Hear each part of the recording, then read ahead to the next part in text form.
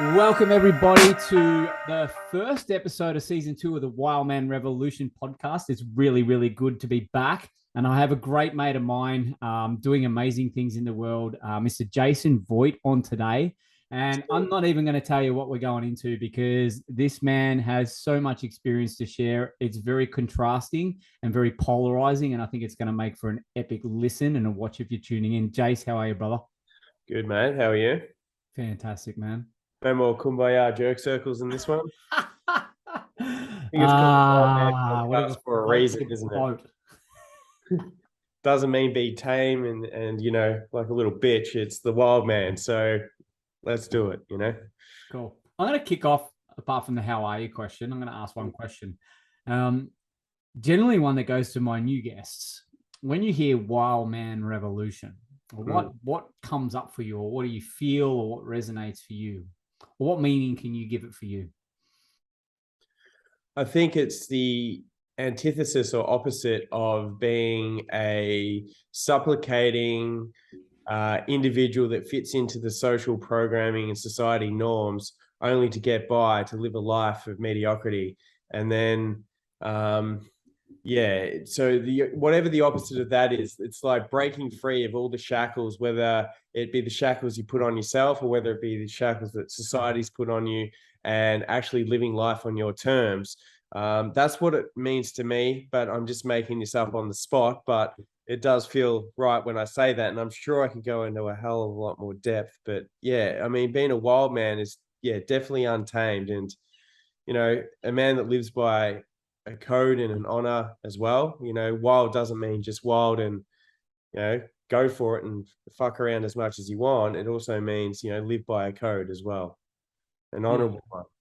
Yeah, awesome. Love it. And I'm always about trusting whatever comes through, making it up. Well, you're just a channel that's coming through and it's on point.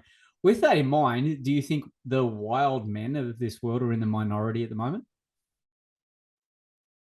The ones who are owning it? Yeah, 100%. Like, it's a sleepy giant for sure.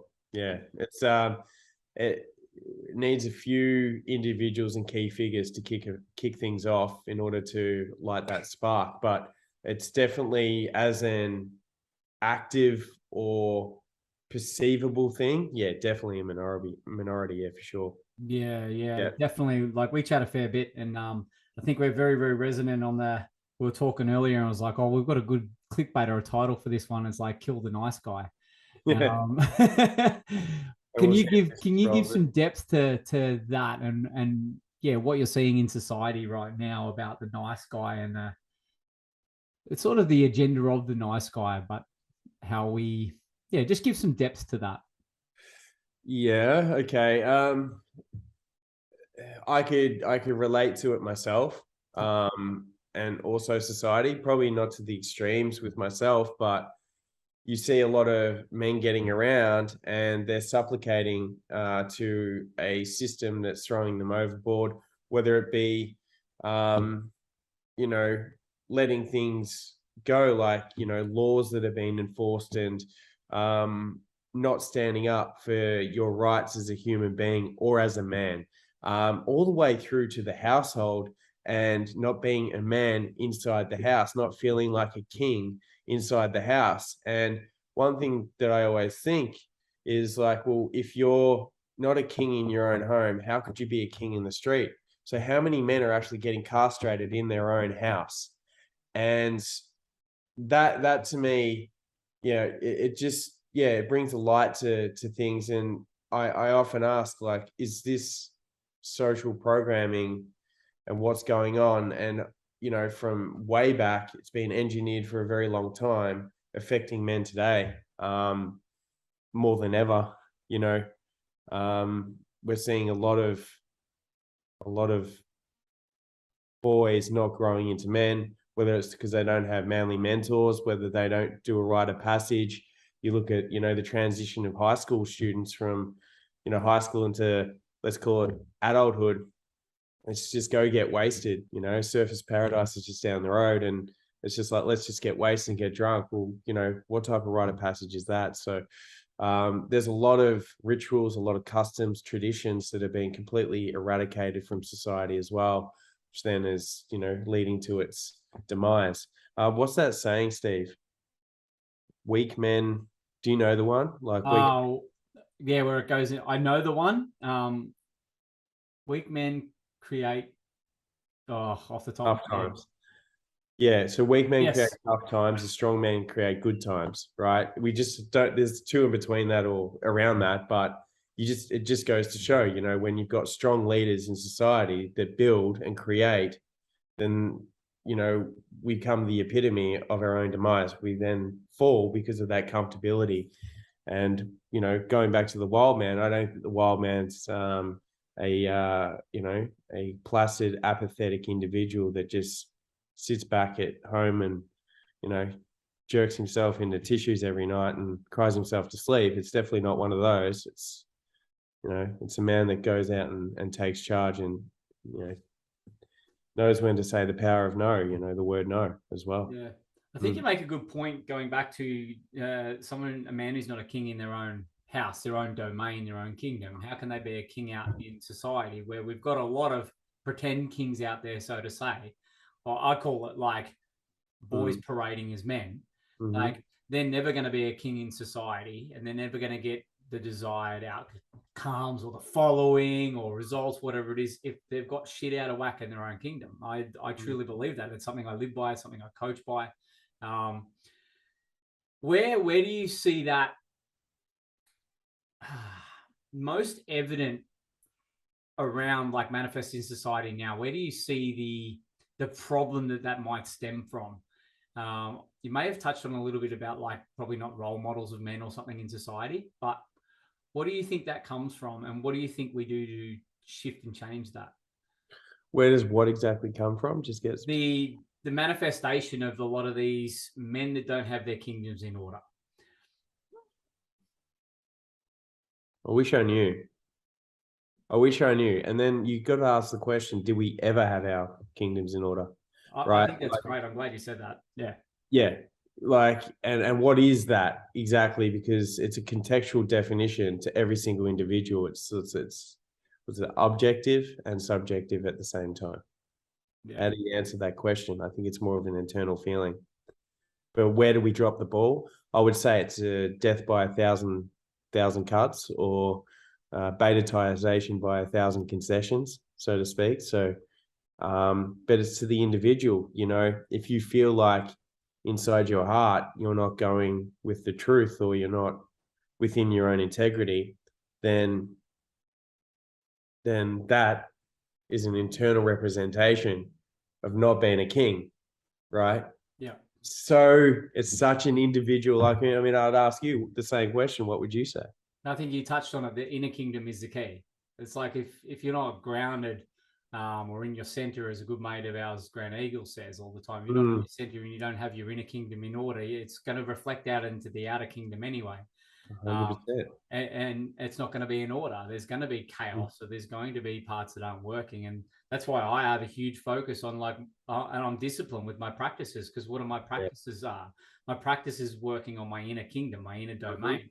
And I've got the contrast. I've got the results to show when I didn't work on that and I focused on the outside stuff. When I was in the work, when I was in the personal development and all that sort of stuff, and shit wasn't working on the outside, it's because I was not really truly sitting and being with that on the inside. But when I do the work to whatever's going on here, come in and feeling, like I shared with you before, like my body's processing some shit at the moment. Like I process emotion through my body. I'm like, all right, where do I look? Oh, I can go book in for a chiropractor, but nah. For the last couple of weeks, I've been going within. Like, where's this coming from? What's out of alignment? Yeah. What's going on here? I've got to get something in order on the inside first for any external thing that I do to actually work. So that's where I bring it back to. And I think there's a lot of, like I say, it is an individual thing. There's no model for being a king. If we look at society's models of being a king, is relevant right now. If you're watching any of the distractions and bullshit, the movie that's on right now, there's going to be a king. What? You want to go down that rabbit hole? Yeah, but an individual like that, if we want to say it as it is, isn't the representation of what that is. No. So it's all perspective, right? So, it's interesting. So It's interesting. One thing I realized is when my internal, say the internal kingdom, because you didn't, whether you subscribe to, you know, Christianity or whatever, in the Bible it says that the temple of God, or the kingdom of heaven is within man, or, you know, so a man's in a temple is, you could say it's your kingdom, and therefore that internal representation or whatever's going on on the inside is then reflecting back on the outside, and you can feel it. Like, you know why certain people in life are always losing, or it's because they're in this victim mentality all the time. And sure, they're not to blame, but they also are, because everyone has an opportunity to break out of that. If you're in that, you're in the lower realm, you know, the realm of the kingdom, right? And then if you raise your vibration, or, you know, it's internal, external stuff. It's like, it's laws of nature, if we want to really go into that conversation. I'm going through a process right now, which Grant actually put me onto, called Contract Revocations, the Last Will and Testament. It's basically looking back at all the themes in my life to which, you know, have repeated from childhood.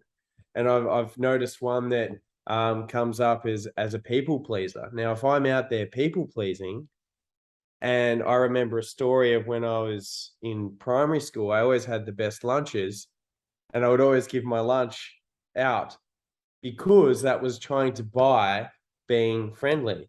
That has then rolled on into certain situations where, you know, I might be out at dinner and I'll cover the meal and I'll be like, fuck, this doesn't feel right. Not after this conversation, because I was the one giving the most value. Yeah. Something as subtle as that. Yeah. Something as subtle as that stems from childhood. So, you know, that whole kingdom conversation, how deep do you want to go? You know? So yeah, it's a good one. And I think with any of it, it's like a lot of people look on the outside first, and they're looking on the outside. Even in the coaching realm, I've like really distanced myself a lot of it, because a lot of it's just like try and fix the outside shit, and everything else will align, and hocus pocus, and just just imagine it. Yeah, exactly. I've been there, man. I've been on that part of the journey. Yeah, we all have. It all comes back to, like I say, it's whether you prescribe to the kingdom or the queendom or whatever it is. If you're like Sean Whalen says, your house isn't in order, fuck what's going on the outside around the world. Who gives you stuff? If you're even focusing on your house isn't in order, you got to focus on your house. You got to get that in order first, no matter what. And that's the inner house, and the outer house will reflect that. The relationships will reflect that. The people that are in your world, the environments that you find yourself in. And I think I know for a lot of listeners, like we have a lot of women listeners, because I think a lot of the women really want the men to listen into this sort of stuff. And I think a lot of the women, I don't know if you've seen this. I have. I've been surrounded by a lot of them. They're really doing the work on the inside to get their queendom or whatever they resonate with in order. They've been doing it for years. They've really been stepping up. In the healthy version of that, I'm not talking about the feminists and that are modeling fucking unhealthy men. I'm talking about the women who have really got their queendom in order and they're in their power. And I know a lot of women are calling for that. And it's okay. And the other thing in society, and I see this in Australia a lot, it's why I follow men in America. I actually don't see many role models. Yeah, that's sure. Yeah. Men like that, like even ones that I don't really align with their message, they're fucking loud and they're perceived to be arrogant. No, they are just fucking owning their truth. Yeah.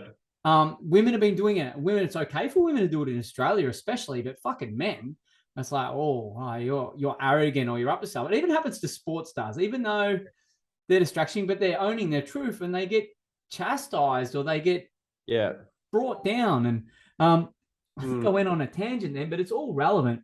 I want to shift gears for a bit, because I want to come back to this if we find ourselves there. But I want to go to what you're doing, because the premise of the Wildman Revolution is like men doing great things in the world, and I love when you're putting out content and you're talking and you're being philosophical, even though you've like held back for the last couple of years on a lot of content and stuff like that. Yeah, but when you do put stuff out, it's fantastic, and you're a deep thinker and you're very well expressed. But I want to go back to like, what is it, the business mechanisms that you're doing that are really good now? I'm like, you want to talk about that for a little bit? Yeah, okay. And promote the shit out of yourself too, dude. To what? Promote the shit out of yourself too. Yeah. Okay. I'll do that. But I do have a lot of that tall poppy that pops in as well. Hence why, anyway, it's another story. But so my skill set or trade, would you call it, is joint venture development, deal making, consulting, and training. I'm just about to step into training people on how to do what I do. After years and years and years of doing it, being asked, "Can you show me how to do it?" I've been too busy doing it and not being able to teach it. But I've just had an opportunity pop up where two people are like, "We'll pay you this," and which is really good. So joint ventures are basically two or more companies that come together in a way, whether it be it's entity to itself or just for the purposes of a outcome, a direct outcome. In the form of marketing, you would say, and I'll give you an example. I put together a baby formula company that's natural, it's plant-based, so it's very health conscious, with an ecologically friendly baby nappy making company. Now, there's synergy there. Why would there be synergy? Well, one, they're non-competitive, but two, they share the same target audience, which would typically, in a broad term, would be health-conscious moms. Both companies are reasonably successful, if not, you would say, in the guise of Australian economics and business, they are successful, because it's not easy in this country because there's just that much bullshit for small businesses to start up and scale up. So they come together, they promote each other, endorse each other, or one endorses the other, and then they promote, whether it be getting leads, whether it be getting revenue, what have you. So it's a way of leveraging time, energy, resources, finance, and other people's assets at zero cost. So it's one of, if you look at Jay Abraham, it's one of the best business strategies out there, if not the best, in order to grow a business, whether it be from startup into growth stage, or growth stage and going further, looking to get acquired as well for acquisition, because the more partnerships you have, it creates more of a stronger asset inside your business. So I do joint ventures. So in my day-to-day work, I work with my clients and I pick up the phone and make calls and set up connections and partnerships, in a nutshell. And I'm very good at it. So yeah. It's unique too, but man. Yeah, and you literally, like, it's not cold calling, but sometimes you like literally just get an idea or an intuitive nudge, or you find a couple of companies and you'll reach out to them. Yeah, 100%. It's ballsy as fuck. I reckon it's awesome. Yeah, just for fun. And it's so good. And I just love it. It's just created an awesome lifestyle for me. I don't have to depend on social media. So I'm just about to get off social media for a while. I don't have to depend on a big tech company. In fact, one of the core values of the business that I run, the joint venture agency, is to break big tech dependency. Now, why did I make that? Well, years ago, we could see censorship was coming around the corner, wasn't it? People's pages were getting shut down based on their own opinion. We've just recently seen that with Andrew Tate as another figurehead in the place. He's got a business, they shut his bank accounts down, right? So you can't, censorship's one thing. Then you've got algorithms. If your page gets shut down and you're depending on traffic from online, then your balls are in a jar and you're fucked. So what are you going to do, right? So not only is joint ventures, strategic partnerships, channel partnerships, referral, connections, whatever, really, really important as a backup, they should be on the forefront of your growth inside your company. And it's all based on relationships.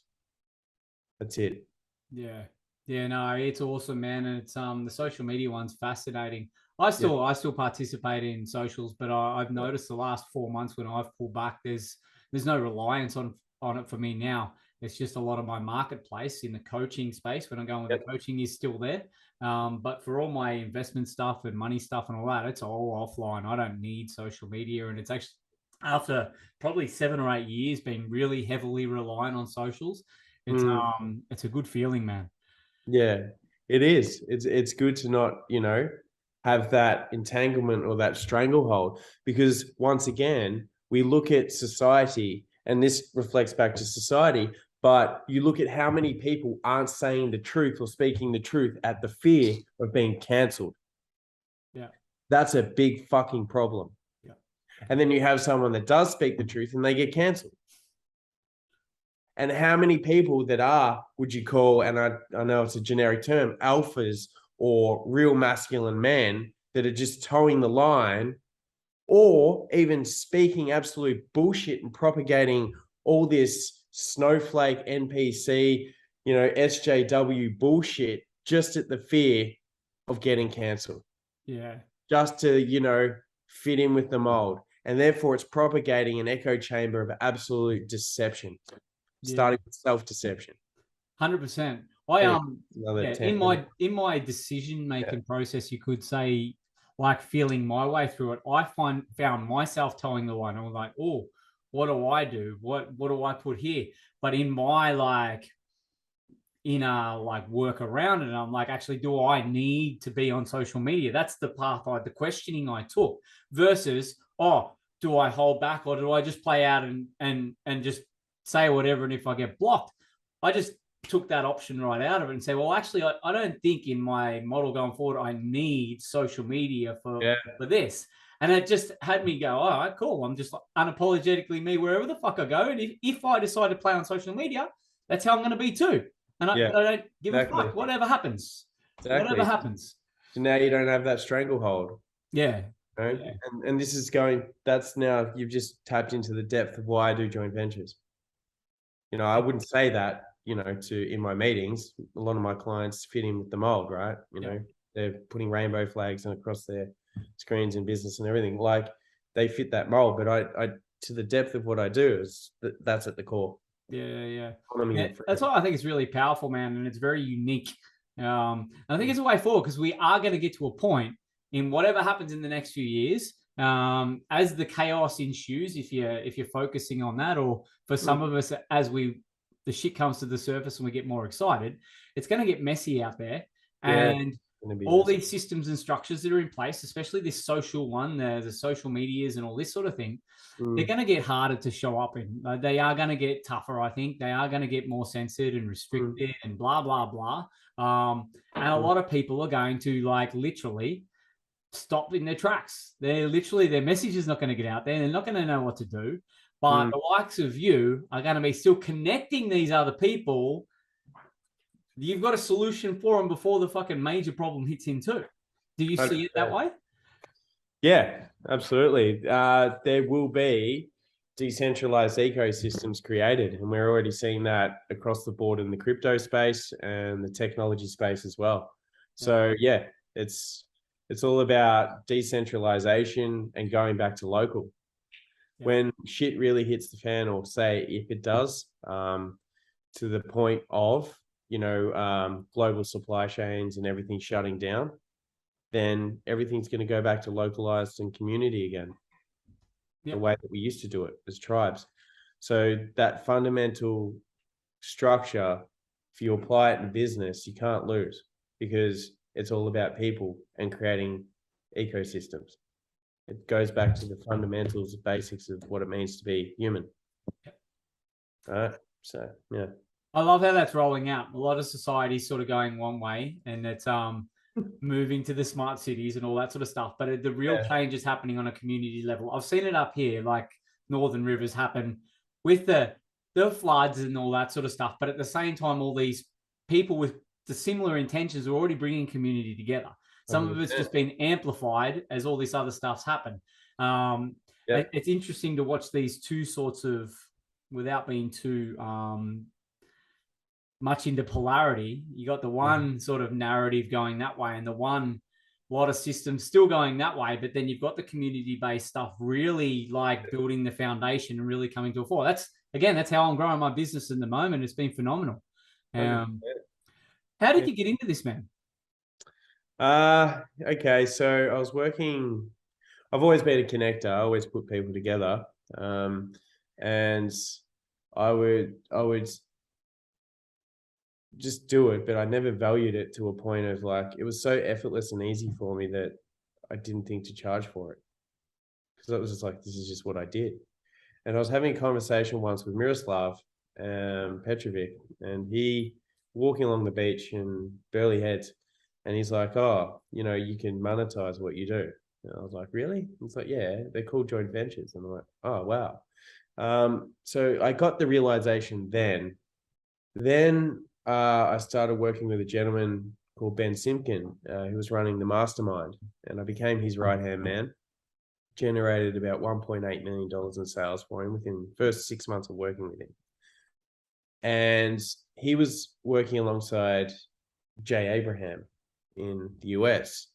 And I was communicating with Jay Abraham's general manager. And when I was talking to him, I was giving him advice on joint ventures.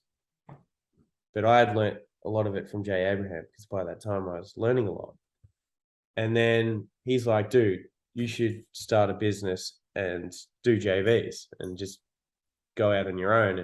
And that's what I eventually did. I eventually, cut the cords with working for others, and then went out on my own and started the business. And how I started was I looked on LinkedIn, looked at people that had their details available. Now I use a software to extract certain data like that, all white hat stuff, nothing under the, dodgy, but white hat stuff. yeah.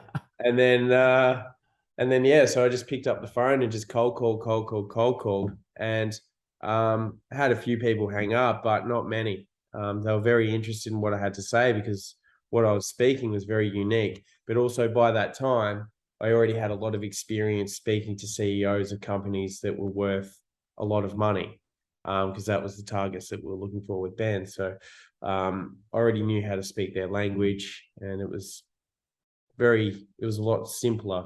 But now that I've developed systems and I've created those systems, I could duplicate that and show someone else how to do it as well, provided that they've got a good foundation. So it's cool. So that's how I just got into it. It kind of just happened organically. It wasn't something that I just said one day I'm just going to do it, and it's just organically just eventuated, because I always ask the question, like, who am I? What do I do? That's always not the right question. Who am I becoming is always the best question. But like, what do I do? What's my niche and everything like that. But I was always doing it and didn't realize. Yeah, it's interesting. A little part of that too is like, it's sort of similar to when I was doing a lot of crypto stuff for nothing at the start, and I never set off to do that. I just had a lot of experience, and I knew how to talk the talk, and I knew how to talk to what has become my marketplace. It's fascinating. And then when I really owned it, and it's probably the same with you, when you decide like, shit, I actually have, you've got a confirmation from like Jay Abraham's manager or whatever like that. It's like, oh, actually, I should then. I know I probably should. And you just acted on it, and you've gone from there. Really powerful. And again, I come back to how unique it is, and why I think it works really well for you, because most of these companies, if you're reaching out on LinkedIn and that, they're used to people coming to them to sell what they've got. But you're not doing that. You're just a middleman, even though it's what you've got, but you're not pitching them just what you've got. 100%. I have a strategy that piques their curiosity prior to having the conversation with them. And I've got a high profile client that's looking to partner with you. Just before I make an introduction, I just need to know, are you open to strategic partnerships? It's a yes question. It creates curiosity. And then I go into qualification. And then typically, if I really want to be mean, I'll say, "Oh, we've narrowed you down between one and two others," and then it creates that scarcity as well. But by that time, I've already looked and batched certain contacts anyway, so there would be two others that I'd be looking. Yeah. So the be mean part, we're going to kill the nice guy in you for that part anyway. So that's good. So yeah, being assertive. So let's reframe that one. Yeah. So and even in business, like, the nice guy side of me comes up as well, a lot. And it doesn't facilitate, like, when I'm not the nice guy, I find that I render more results because I'm a lot more deliberate. I lead and tell people, no, this is how it's going to go down. This is how the partnership should move. And sometimes, clients don't always listen. And, you've got to tell them. So if you let them get away with their own bullshit, sometimes you're failing them more than they're failing themselves.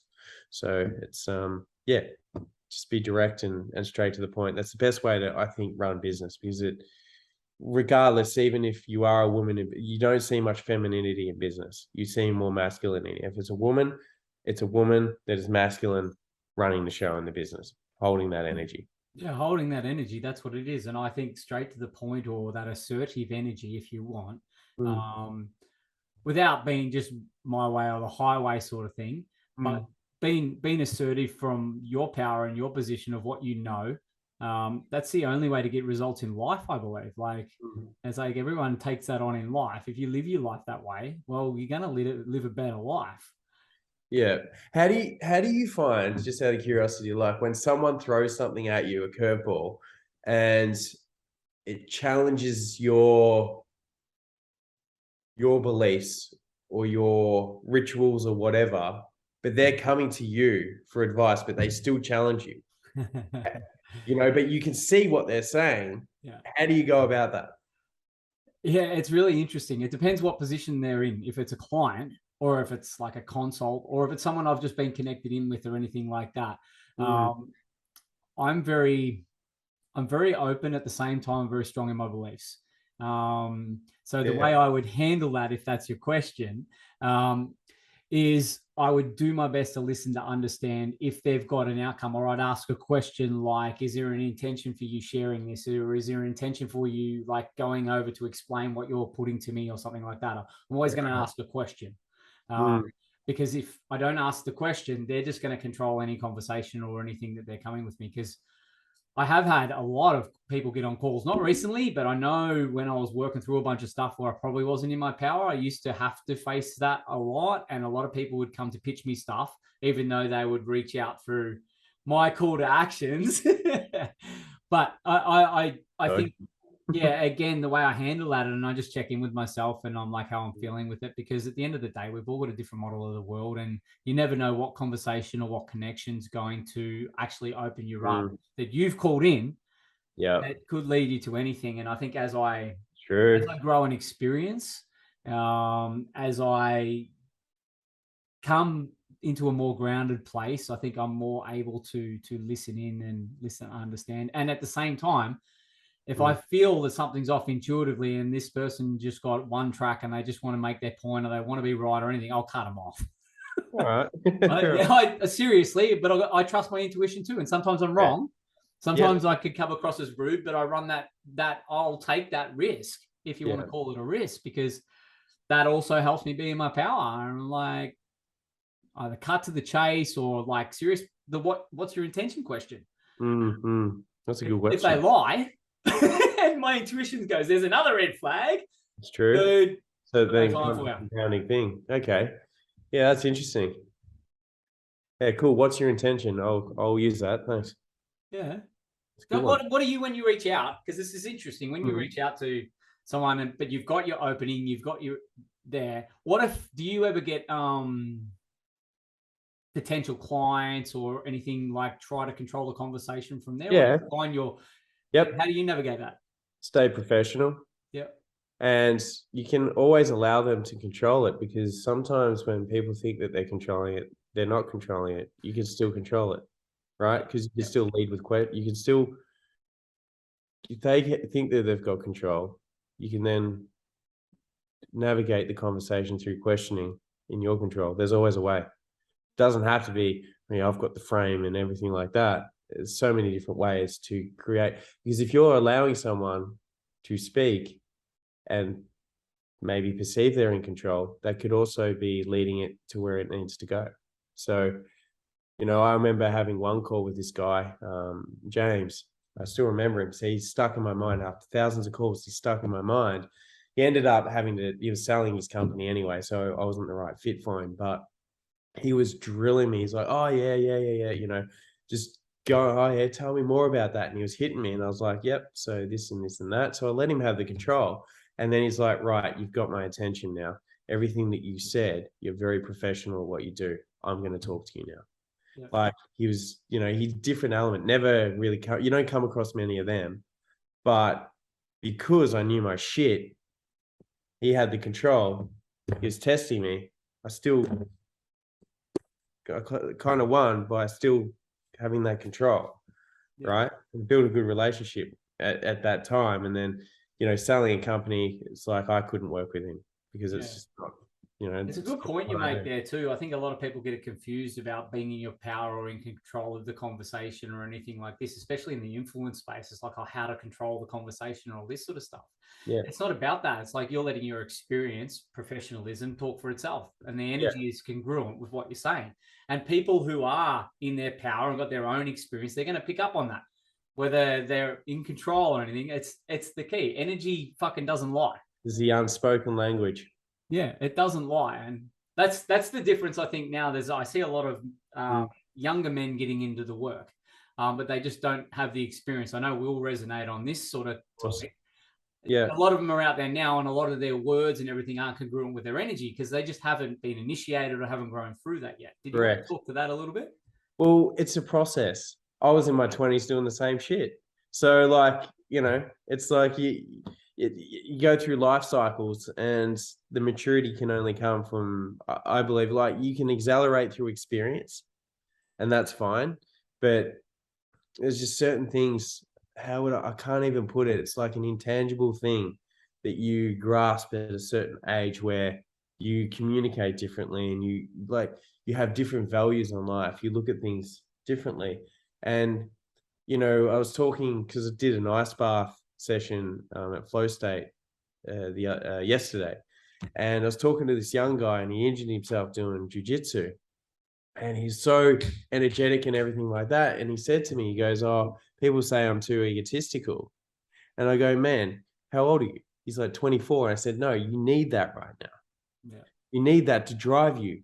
You're young, you've got energy, start making more money, start focusing on building things, and you're going to need that. Because when you do get older, you do start to see things a little bit differently, and you're a little bit more methodical in your ways. You still have that energy, but you don't have as much of that, when you get older and older. So do it now, and that's fine.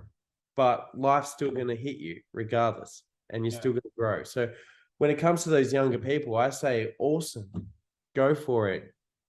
Be that, because at least you're trying, at least you're doing it, and you're giving it a crack, versus someone that just wants to tear people down all the time and not have a shot. So yeah, I'd rather someone that's going for it with an ego than not, and just their ego, which is like down, fuck them. So does that answer your question? No, there's no right answer to the question. And 100% I agree with you, because I think anyway, like, I didn't get into the work till my mid-30s. I was still that immature. Well, you're in mid-30s now, mate. Mid-40s, man. Who would have thought? And you still got the energy. I've still got the energy, just less of the ego sometimes. Okay. But it's I think the ego, if you want to call it that, without going too deep, it's like that in the context you've laid it out there, is like in your 20s, in your early 20s as a man, like entrepreneurial, going after it, you're going to get gifted the lessons from doing shit from your ego. Yes. I think they are invaluable when it comes to experience. Like, where else are you going to get some of them lessons? You won't get it if you don't try. If you're just towing that line of, life, you're not like, you can make it through, and then or you go, and you experience it, then getting the lessons. Yeah. And I think it comes back to the other thing too. Where do we get the model of what is someone in their ego versus someone just like really having a crack? Yeah. Like, basically someone who's arrogant, or someone who just likes playing big. Yeah, exactly right. And yeah, who's based on whose perspective? Yeah, exactly. Going back to the how I was mentioning, like, one way that I stay in my power in conversation, like by asking powerful questions or things like that. An example I always give people, like especially men who are just starting the work, they generally have a lot of relationship stuff going on, and they're like, how do I respond to my wife or my partner or anything like this? And I'm like, ask a powerful question, like whatever it is. But I'll shift gears. I'll go, well, if a police officer pulls me up, I'll be like, they'll pull me up and they'll like, license and registration. I'm like, I'm going to ask a question. And they're like, what do you mean? I'm like, well, have I done anything wrong, officer? The police officer's got no choice to respond. Instead of be in control of the conversation. I use the same sort of format in relationships. As like, Can you help me understand why you're triggered? Can you help me understand, or something like that? Yeah. I made my best effort of a segue there because I don't know if a lot of people know. You used to be a police officer, man. Yeah. And I do want to talk about this a little bit because I know my past. I used to have run-ins with the police all the time. Now, it's just the not respecting authority, growing up, that sort of shit, and all the things like that. But I am fascinated by someone who wants to serve in like the police realm. Like, I have massive respect for some of them, a lot of them, the guys I used to deal with. Yeah, many, but not all. Yeah, many, but not all. I think the last 2 years is like given more examples of not all. Not all. But what led you down that path to get into the police force, man? Well, that's an easy one. My grandpa was a cop for 38 years in Vicpol, and he was well recognised.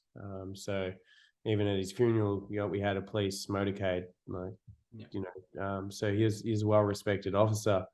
On the day of my graduation, I remember him saying to me, he said, "It's not the same police force that I was in." And I never knew what that meant because I was just excited because I wanted to, do my grandpa proud. And that's really the reason why I went in, because just following in your family's footsteps, typically those, lineage things that happen. But I never understood what he meant by that until probably I caught on within the first, I was a quick learner, probably about 8 months, to a year of being in the job. I started to realize that, what we intended from the beginning, the intention to do, and what we came in with isn't exactly how it rolls out. And that's due to many different factors, one of them being point bureaucracy. Right. So, I got into that, and I had fun. I had a lot of fun. But yeah, it was very, I would say there's a high attrition rate now, but I would say that, I fell within that frame of a short-term stint because my heart couldn't do it. So not that I felt my heart back then much. There was one moment where I did, but and I can go into that if you want, but it's a bit of a story. Yeah, that's all right. Sometimes it only takes one feeling into the heart to make the biggest decision. It'll change the trajectory of everything. Yeah. Was that what it was like for you? It was just one moment, and it bypassed all thought and everything. So I was in a unit called the Operational Response Unit. So if you've seen the footage in Victoria of the unit that's shooting people at the shrine, that unit, that was the one that I was in. So they're called the ORU and Port Public Order Response Team. They may have changed the names now, but I was in that unit. And back in 2011, the Occupy movement was going on. Do you remember that? Oh, I can't remember anything from pre-2012. Basically, there was massive protests going on, 99% versus the 1%. So the Wall Street bankers, all this. And at that time, I hadn't had my awakening yet, and had very little awareness. But we got tasked to the city for those protests. And on the first day, and I'm just going to cut it down a little bit, I was standing on the line. There was a bit of a ruckus going on, and I was watching, and then I saw an undercover in the crowd. So I saw this guy, Liam, and he was throwing shit at us. And then I said to my offsider, I'm like, "That's Liam. Why is he throwing stuff at us?" And then he's like, "I don't know, whatever." And I'm like, that doesn't make sense. He's showing anyway. So by the third day, we lined up, we kit up, we get all our weapons and our armor on, and then we're getting briefed by this inspector, and we're told that we're going to be in charge of the Free Palestine Gaza faction of the protests. And he was going up there and he's saying, "Look, don't listen to these people. They're going to record you. Don't speak to them," everything like this. Now, the first girl that I ever fell in love with at the age of 18, and whilst it was young love, possibly lust, but whatever, she was Muslim. So for me, when I was hearing this, I was like, no, these people aren't like this. I don't have that experience. So we got into the bus. We get to Max Brenner Square, which is Melbourne Central Station. We line up, and I'm just standing there. Then I'm listening to stories, and I won't go into some of the stories, but stories that I heard was making me question why the hell I was standing over people the way that I was standing over the people, and what we had done previously in those days, manhandling people that just wanted a better life and freedom. So I started asking those questions. And as I looked at myself, I saw all these weapons. At that time, I had a pretty good physique. And I was just like, I've built all of this, and all of this is just to cover up for all my insecurities. Like, and then I said, I'm a fucking fraud. And I'm like, why am I here? And then as I looked into the distance, I saw a beautiful girl, and she smiled at me. And then it just went boom. And then I just started crying. So, you fast forward from that moment and that event, the universe has a way, if we want to get esoteric, but putting you into the places of where you need to be, provided that you are, on that path. So it pushed me out of VicPol. I resigned. And then, I moved on from that. But I did also make it known at that protest when I said to my offsiders that we're doing the wrong fucking thing here, and we need to stop this. This is bullshit. That didn't go down too well. So, when it comes to our conversation of what is masculinity or the wild man, for that example, I think it's also the courage to step out of the line and speak the truth. And I always, which I was chatting about prior to the call, was the sniff test, which I don't know whether Australian Army or military apply it, but the US Marines and the US Army apply the sniff test. And that is, if you get ordered to do something that is doesn't pass the sniff test, as in this may not be right, not to do it, then it's your job to call that out. So I did that. Based on our actions, I just felt that we weren't passing the sniff test. And if you go towards, the recent actions of Victoria Police, which has hit global news, I would say that they're burying their noses in shit and they're still not smelling it. So, it's and that question then lies is, are you just a blind order follower, or are you an oath keeper? I would say an order follower isn't a real man or woman of moral code. I would say an oath keeper is, because the oath that you keep is based on what's in here. And they talk about it. They have all these labels, like they have, these are the values of the company, or company, corporation, or Victoria Police, right? And then integrity is at the top. So if you're going around smashing innocent people, is that within integrity? But then, it goes into, and then on the flip side of that too, you do need to follow orders in order for things to, be executed correctly in actual hostile situations, which I experienced them as well. And I did follow orders to a T, because it meant life or death in some situations. So it has its balance, but that's why the sniff test. So that was a little my journey of VicPol.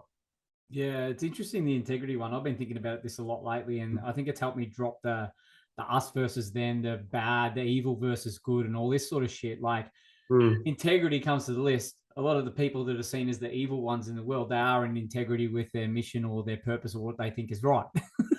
Yeah. It's just not aligned with our values or the highest good of humanity. It might be the highest good of the reptilians or whatever you want to call it, but not. But that's the thing too. This was why a lot of, say, in Vic Police or whatever, following orders, and they're thinking they're being in integrity because they've just been indoctrinated to a certain point where they're either shut down their feeling center. I know this happens a lot in the military, where it's like, shut off the emotion, shut off the emotion, shut off the emotion.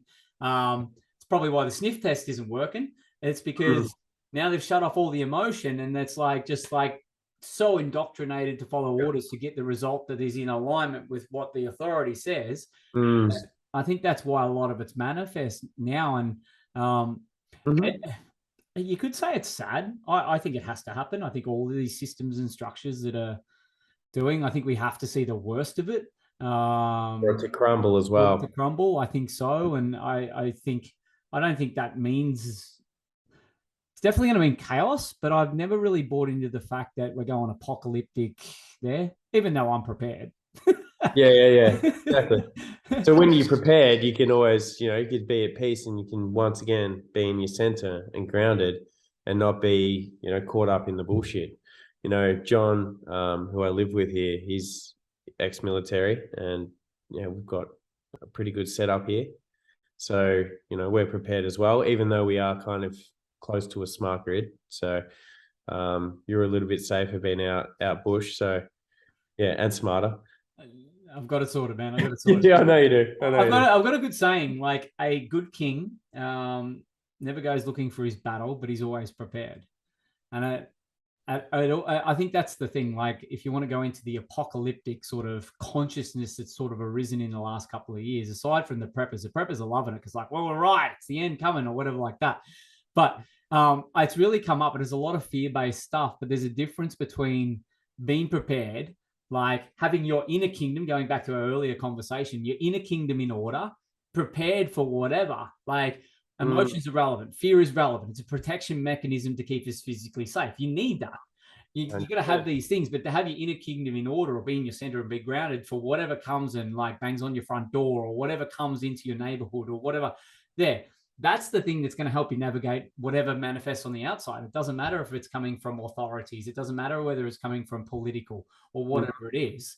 If you've got your shit in order, you will be able to handle anything.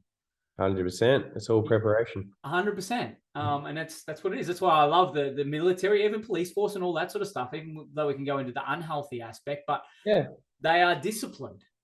Yep. And they run, typically ex-military police are the best leaders inside other companies. So when they break out of their roles, they can go in and they can run culture programs. You see a lot of it in corporate at the moment, and companies getting started up by ex-service people, and they do well because they've got the disciplines, they got the structures and everything. Discipline and structure, I think that's one of the biggest things lacking for men in society. And I see it manifest even with clients that live short-lived coaching terms with me.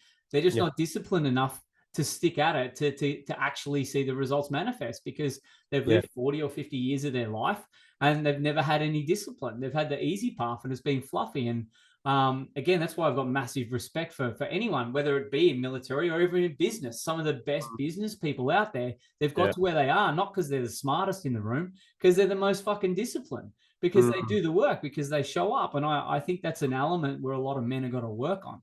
I feel I've been blessed ever since I left school. I don't even know why I was there, but socializing. But I couldn't talk to people. It was weird as it was like I play sport and then hustle on the last night before my test and get it done. But when I left school and got into work, I really quickly realized for me to be a leader or a supervisor, I had to be the one that just showed up every day. I had to be the best at what I did. I knew that early on. Didn't mean I had the rest of my life in order, but if I was going anywhere to get paid, I was so driven, and discipline was the thing that got me that. And like, always the first there, always the first. I've had that for a fucking long time, and it serves me so well now. And I'm really glad that it's not a skill that I've had to learn, because I did once upon a time, but I see again a lot of men struggle with this. Do you find in your life, like the results you get, like with going to the joint venture stuff, like you're dealing with clientele that have got big resources, big money and all that. Do you find your professionalism has come from a lot of discipline, like following your structure or following your or has it been more flow? I probably haven't framed that question the best. It's been more flow, because I can tell you. Okay, I would say it's very strategic. I probably use smarts more than I do work hard, which I didn't say anything about working hard. but okay, well, I would akin discipline to hard work as well. But good point. I'll ponder on that one. No, yeah. Look, it's an interesting question. Here's the thing. I think the way I see it, because you know your strategy and you know how to work your strategy, and yeah, you've got that from experience. You know how to get the result. Oh yeah. Look, okay. Look, discipline. I've studied and trained and educated and experienced so much, and I've filled. I remember having it was like 50 books of these. So like these are 200-page books. Some were 400, right? So I'll give you an insight into what like I'll look at like I map things out. Nothing's guesswork. It's all experience, learning, growth, and then looking at how I can grow a business simply and smart. I see people working 100 times harder than what I do, rendering minimal, medium, average results, same results as me. And it's like, well, I didn't guess my way into this. I'm like, well, this is what works. And I'm watching patterns and I'm seeing other people fail at this and I'm seeing what's going on. So don't do that. The majority of people go this way, I go this way. Right? It's a contrarian nature. So I guess you could say I'm disciplined in that for 100%. Sure.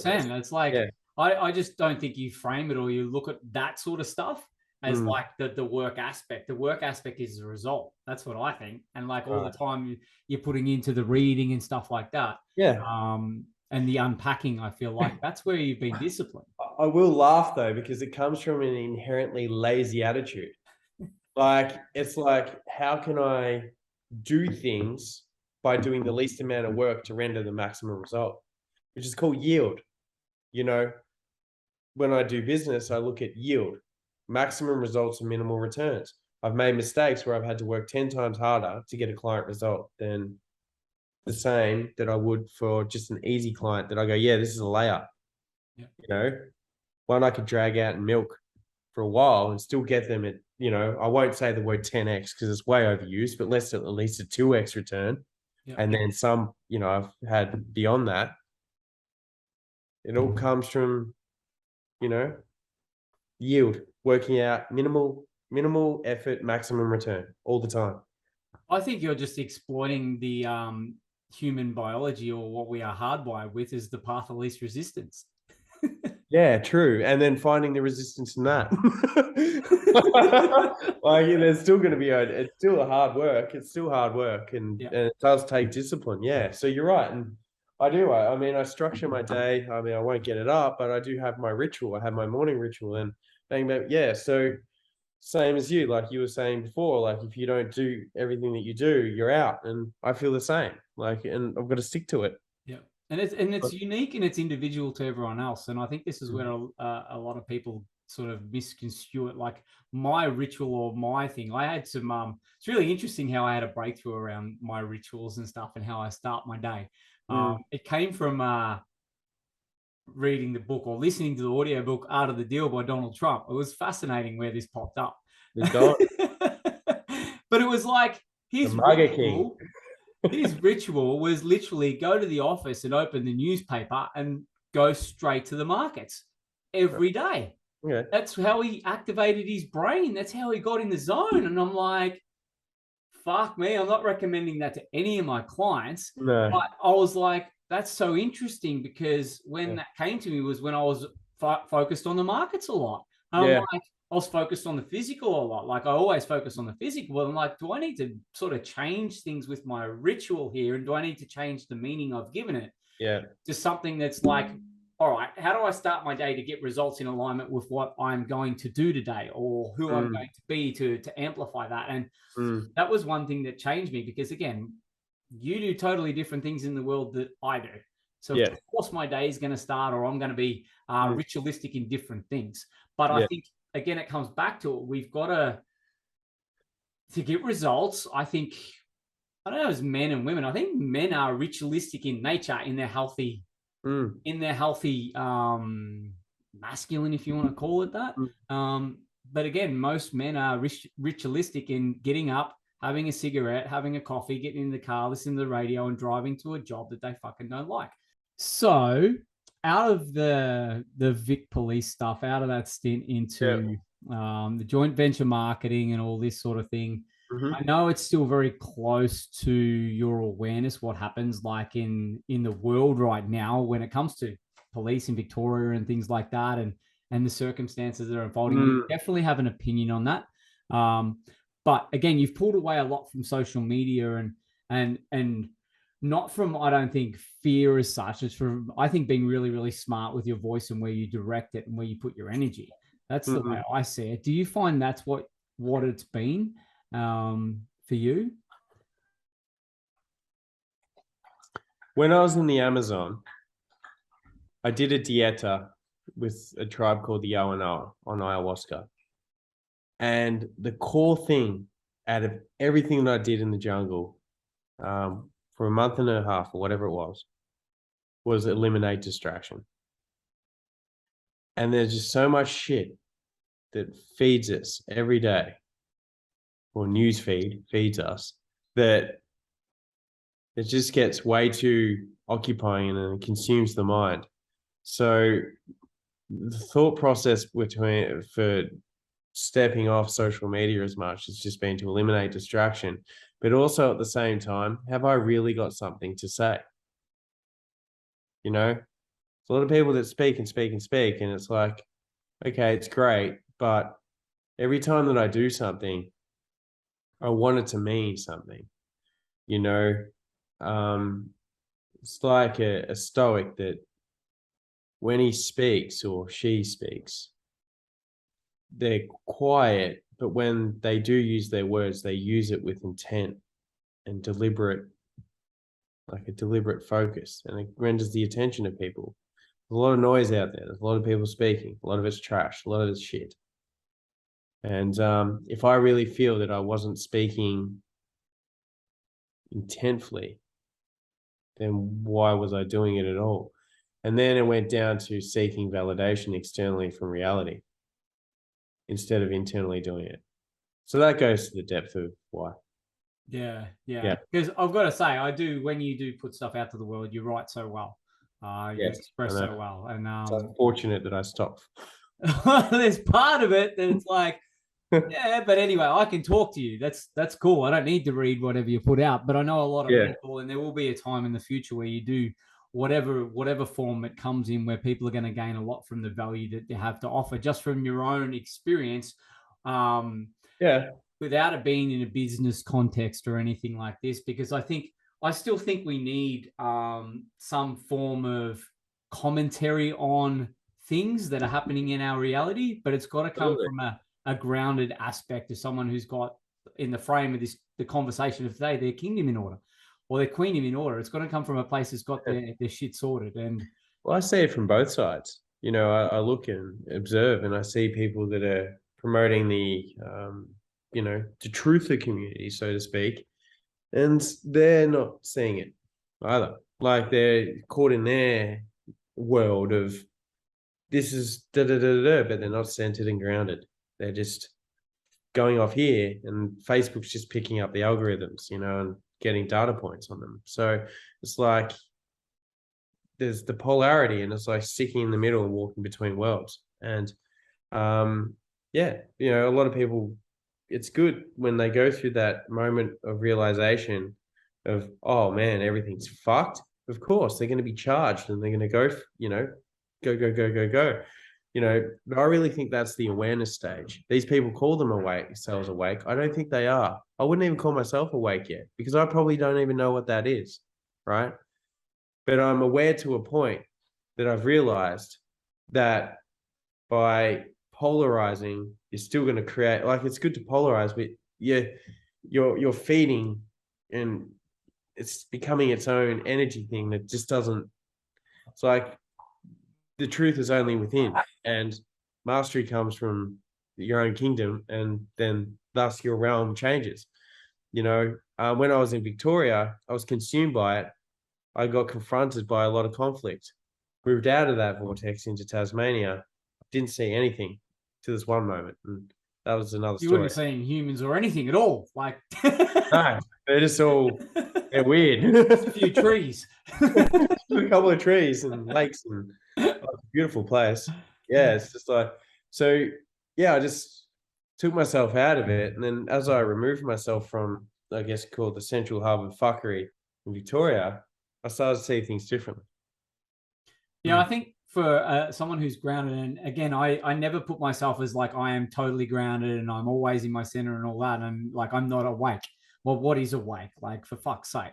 It's like, oh, you're awake to shit on the outside. Well, there's always levels, or there's always deeper insight or perspective or awarenesses. So coming from that place, you can only see the world of what's manifested through clearer glasses if you're clear on the inside. So if you're projecting anything out about what you see in the world, especially in the truther community, I'm big on this too. There's a lot of shit out there that is so fucking distorted through people who see the world through one set of eyes that are actually doing more harm than good if they really want people to know the truth. It's the, what did I call it the other day? It's level 2 sheep mode.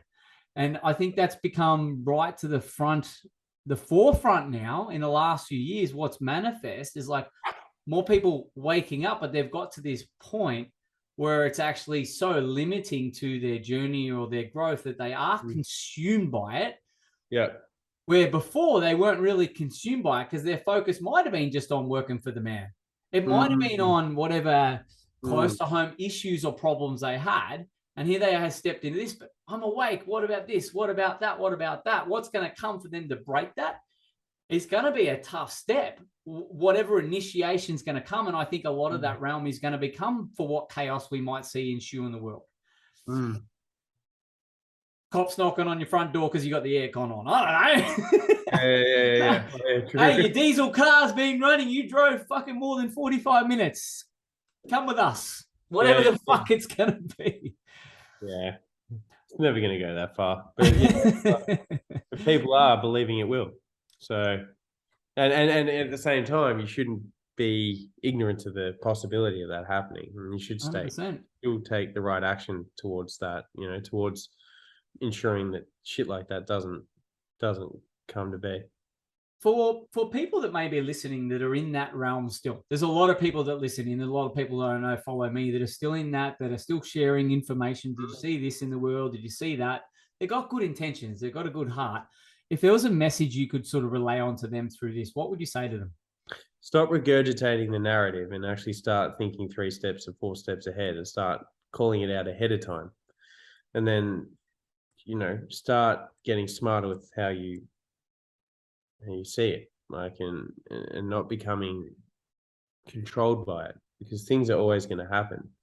There's things that are put in place at specific times for specific reasons. It's not just a thing that's just happening. It's all designed. So if you look at the bigger picture, everything's going to be okay. Yep. That's awesome. No stress. Yeah, 100%. If you come from that place that everything is okay. You know, I love a book that Kleenex has got me onto. I don't know if you listened to it or read it. Busting Loose from the Money Game. Nothing about it. If it's all a hologram and you're in control of everything, everything's got to be okay. If you think it is, if you feel it is, if you know 100%, 100%. And that's funny because like you come across all these people, and then, you know, everyone was getting, you know, the whack. Nothing changed for me. Everything's just been the same. And then there's individuals out there where you can get the fake, you know, whatever. It all worked. There's always a way. Yeah. Right. There's always a way to make things happen if you want it to happen. And when you say bust and loose in the money game, all I can think of is Kleenex Morgan with big glasses and a big dollar sign in a Hawaiian shirt dancing, you know? I have a funny story I'll tell you once I stopped recording about a recent thing. It was pretty funny. Yeah, happy to hear it. Talking of books, you mentioned before you've read a lot of books and you've done a lot of study and things like that. Is there any particular one that's stood out for you?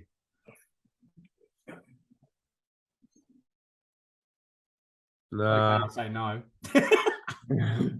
Oh, I can't even remember the title, but it's something like something phenomenal success. And it was given to me by a guy named Billy Simmons, who set up a company called Prana On, and he won Entrepreneur of the Year, and he won Mr. Universe as a vegan and everything. You know, quite a successful guy in his own right. And basically at the end of the book, that's John. So at the end of the book, it said, do it in silence, basically. I mean, everyone has their perspective, but succeed in silence, you know? So obviously I'm not disclosing what I'm just about to do. I'm not publicly just going to disclose, like I'm sharing it with you here, but I've just started the 75 hard, and I'm doing a 365-day transformation, identity transformation, where I'm literally changing, like shifting everything. And I can't remember what book I read it from. I can't remember the book. It might be the same one, but it talked about who defines you, who defines or dictates who you are as an individual, right? And then you ask yourself, and this is why I'm doing all these contract revocations, is like, well, who am I? Is this my authentic self? Or what is the authentic self? As my authentic self, what I've been conditioned and been used to since childhood, where I began as a people pleaser, you know, and that just became me, a nice guy, the guy that, you know, does this in certain ways. Who can I really become? You know, so whatever book wrote that, I think that was really phenomenal, you know.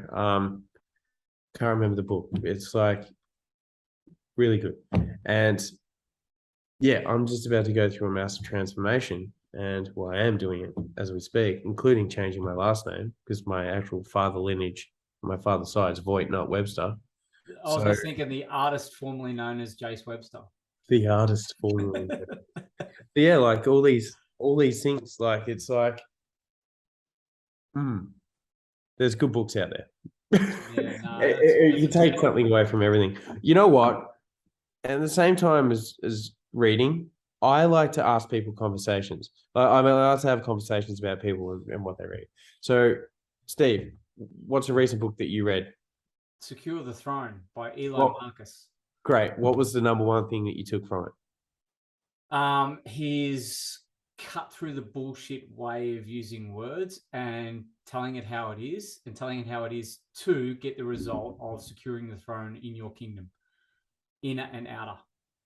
Right. Can you give me the first book in a long time that I've finished the last page and then gone straight back to the first page and started reading again. Right. Okay. So maybe that is one that I get then, based on that, because there's so much. But you just gave me a key takeaway from it, right? Yeah.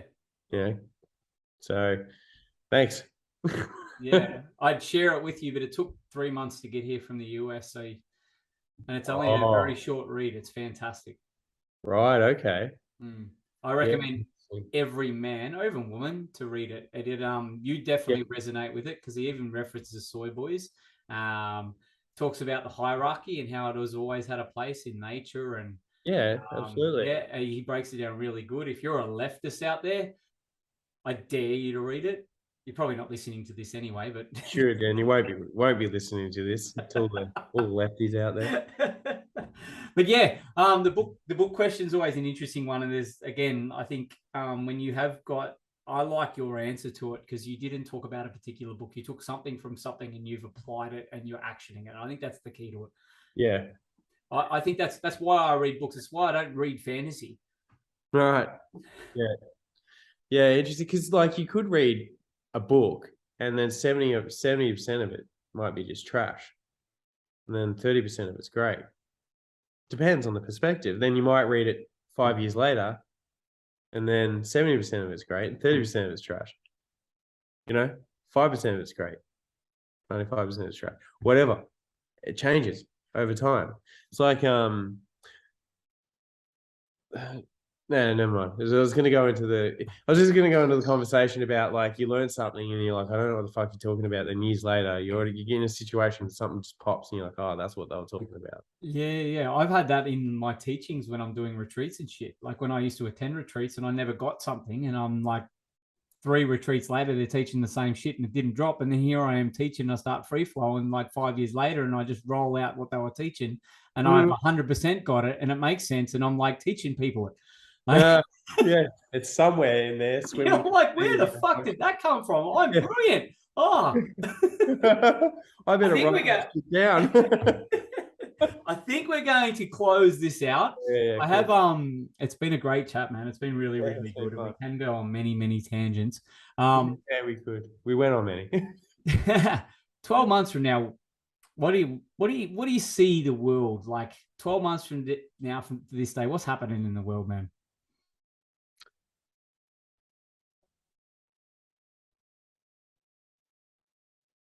What's happening in the outside world is basically the same, but what's happening in my world is completely different. Yeah, cool. I was going to ask, what's your role in that then? Yeah, like to me, it's like, okay, you know,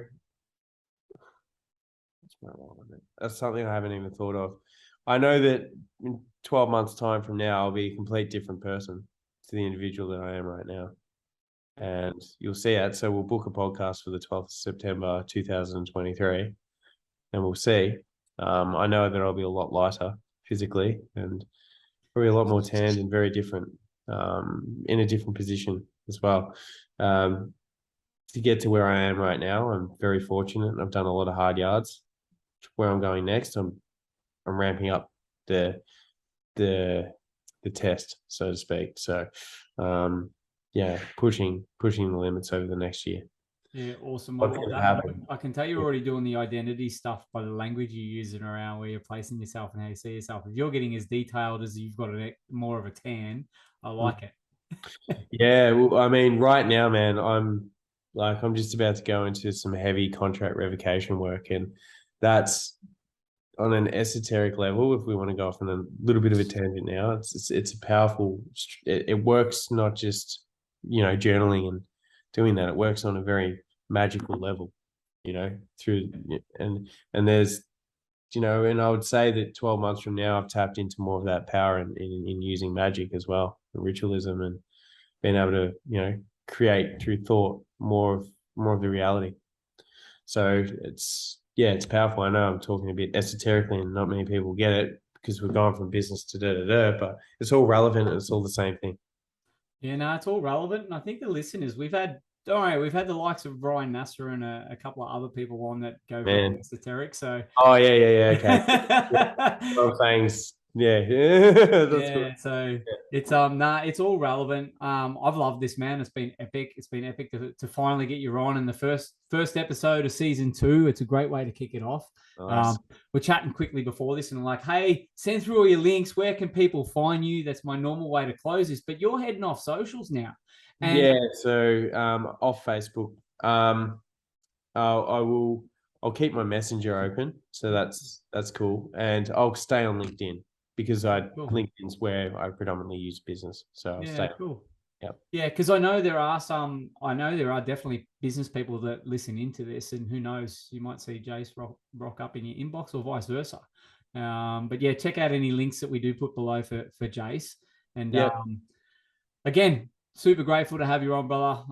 You're a wealth of knowledge and wisdom, and excited to see like your growth in the next year, especially like the 375 days. It's going to be great, man. And could have a 6-pack or anything, like right now I've got like a bit of a time. Mate, you got to start somewhere. That's all good. So we'll see where I'm at, like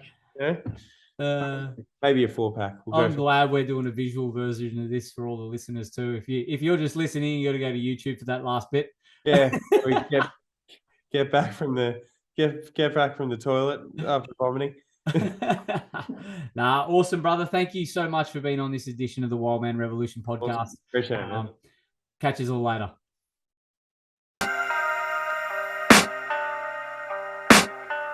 I can Give me the demons call when they do what they do. And now I feel like taking off, find a place with a view. The pain is never gonna stop if it's controlling you. I know that time can heal it all, I just gotta get through. I just gotta get through. I just gotta get through.